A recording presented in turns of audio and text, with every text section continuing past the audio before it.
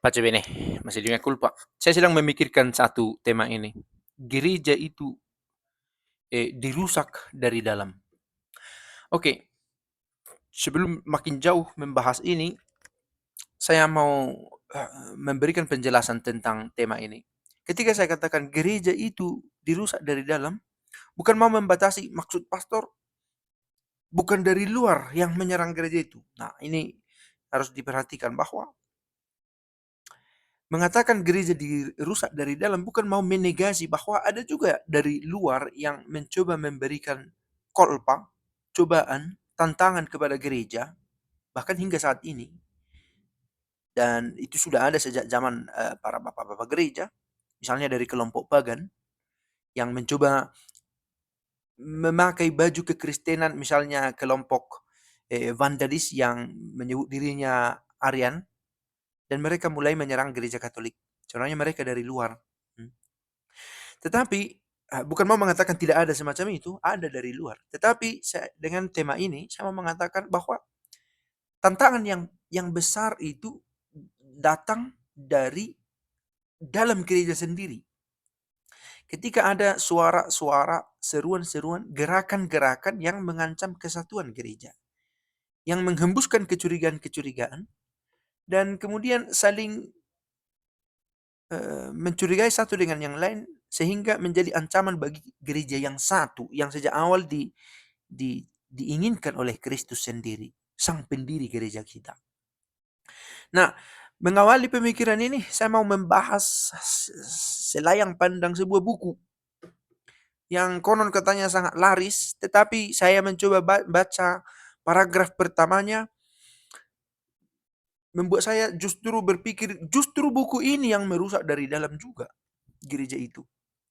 Apa itu? Mungkin ada sudah yang membaca ya, bisa juga memberi pandangan tentang buku itu. Meski tidak akan saya buka judul dan penulisnya di sini. Ditulis di sana langsung di awal dengan kalimat ini. Tahukah kamu mengapa Benediktus ke-16 mengundurkan diri? Tahukah kamu bahwa ada juga satu masa petir menyambar Basilika Santo Petrus? Pernahkah kamu menyangka bahwa ini adalah tanda-tanda bahwa setan sedang bekerja di gereja kita, gereja Katolik ini? Katanya. Dan memang ada satu misi bahwa hendak digantikan spiritualitas gereja saat ini, yaitu mengikuti Kristus dengan spiritualitas yang lebih sekuler dan globalis, katanya. Penuh kecurigaan, menghembuskan isu yang justru membuat situasi makin buruk. Diawali dengan hipotesa dan ramalan-ramalan. Sebuah buku ya. Dan disukai orang. Hal-hal macam ini disukai orang. Nah, memang kemajuan teknologi ini membuat kita kehilangan standar tentang buku bagus juga, tentang informasi bagus. Informasi bagus itu seolah-olah informasi yang disukai. Tidak, bukan karena kita suka maka itu benar dan baik, belum tentu ya. Tetapi kita tiba pada masa itu ketika impresi, ketertarikan orang, keterkesanan orang menjadi standar untuk menentukan ini penting atau tidak untuk dibahas. Nah, termasuk ini. Buku ini laris dan karena laris dianggap dekat pada kebenaran, padahal belum tentu juga. Lihat bagaimana sebuah buku hendak berbicara tentang iman di awal dengan bahwa petir itu menandakan bahwa gereja sedang tidak baik-baik saja, sedang ada setan. Tanpa menghubungkan petir itu, kita memang tahu bahwa gereja itu harus berjuang menghadapi orang-orang yang tidak taat di dalamnya untuk menjaga kesatuan gereja, untuk menjaga kesatuannya, gitu ya. Nah, interpretasi, dugaan-dugaan, ramalan-ramalan, previsi semacam itu justru menjadi sandungan. Maka saya berpikir buku ini hendak membahas tentang gerakan yang merusak gereja dari dalam. Padahal buku ini sendiri pun bisa merusak gereja dari dalam. Dengan mencoba membawa pemisahan antara orang yang percaya bahwa ternyata, dan ditulis juga di buku itu, ternyata Johannes Paulus kedua tidak seperti yang kita bayangkan. Lihat, dia menghembuskan kecurigaan-kecurigaan. Nah, mentalitas semacam ini terjadi dalam perjalanan waktu dalam gereja. Dan ini adalah benar-benar ujian bagi ketaatan, ujian bagi kesatuan dalam gereja.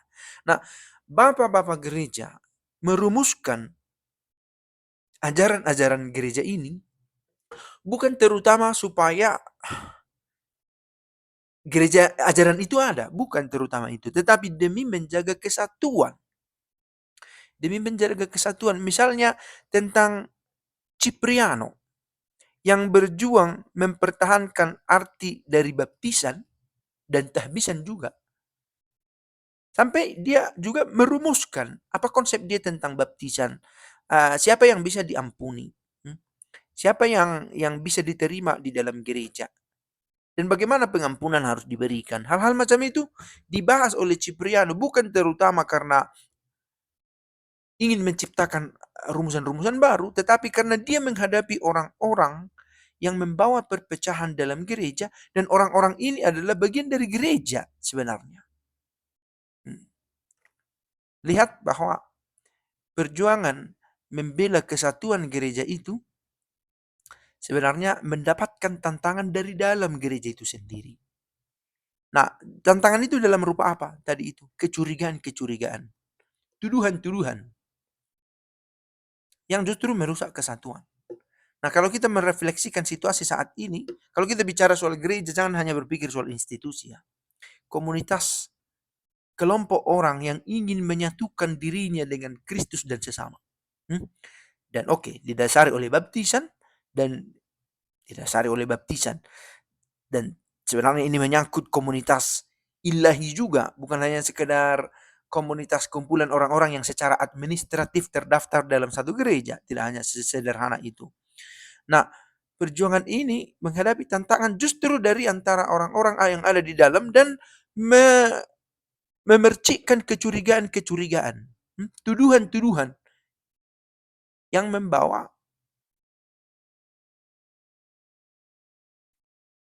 perselisihan antara anggota gereja. Nah, yang saya bahas ini sebenarnya sangat, bila disertai contoh-contoh yang real, sangat menyentuh dengan situasi aktual gereja. Yang kita bahas bisa saja tentang gereja di abad pertama, abad kedua, 4, 5, 6, tetapi isunya tetap sama hingga saat ini, bahwa hal yang paling mendasar dihadapi gereja adalah ancaman pada kesatuan, dan itulah penyesat-penyesat yang dikatakan, dan untuk merawat senantiasa kesetiaan di dalam anggotanya. Dan tentu saja saling mengasihi. Sebagaimana Kristus sendiri telah menginspirasi, telah memberikan dasar, telah mendirikan gereja itu sendiri. Pace bene.